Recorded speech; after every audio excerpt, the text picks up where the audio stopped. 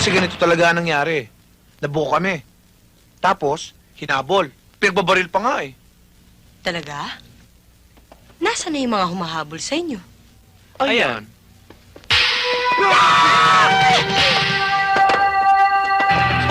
Sa susunod, tatandaan ko na. Oh, ayan na naman sila.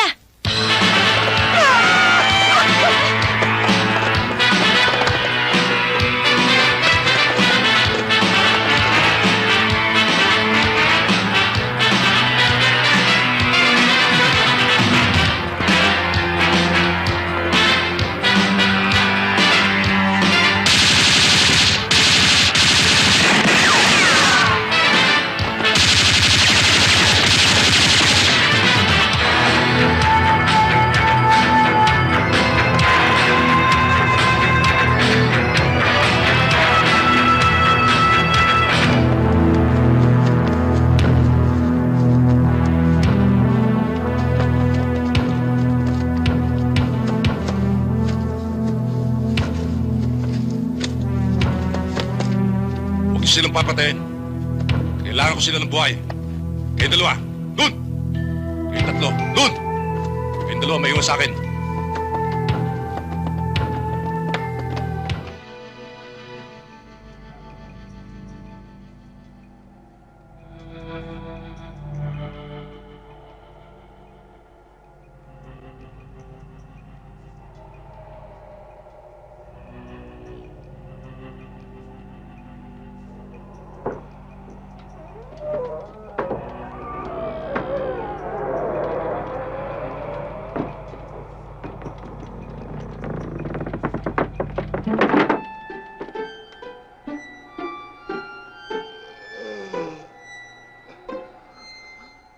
Ato!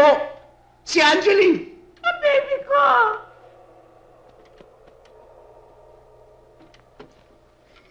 Baby! Good girl! Baby! Nakamatay na anak ko! Angeline! Angeline! Ako! Mama? What? Shut up, okay? Please? Okay. Hoy!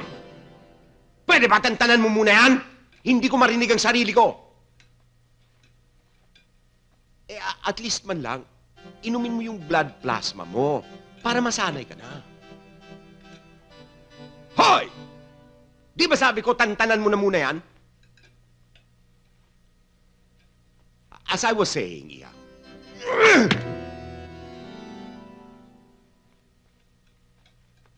Pa, Ma, I don't want to drink blood. And I don't want to kill anybody. Sa umpisa lang yun, anak. Sa susunod, pwede na yung dugo sa blood bank. Tulad ng iniinom namin. Look, Anjali, tingnan mo, humihina ka na. Tumutubo na pangil mo. Malapit na ang birthday mo. Ang problema ay biktima. Buong taon na tayo naghahanap ng 2 araw na lang mamamatay ng baby ko.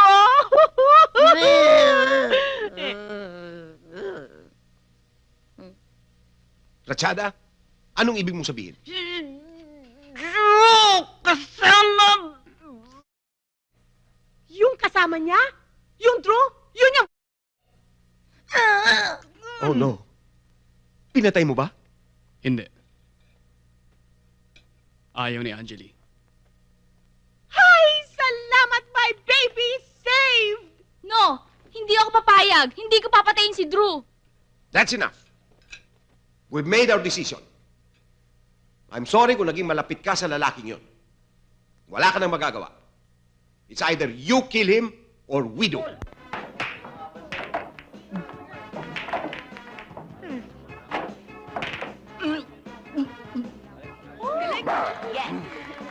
Yay! Thank you.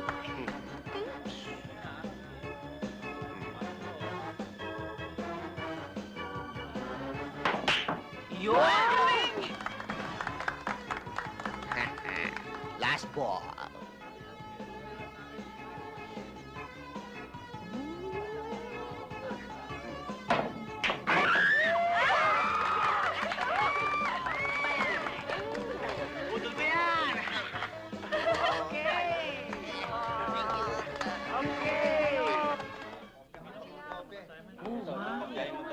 Excuse me.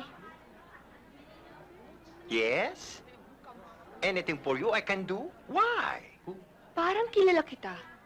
Ako ba hindi mo natatandaan? Sorry, ma'am. I'm sure this is the first time. Hindi yan ang ibig kong sabihin. Ang ibig kong sabihin, sino ba ang pwedeng makausap dito para applyan ng trabaho? The principal!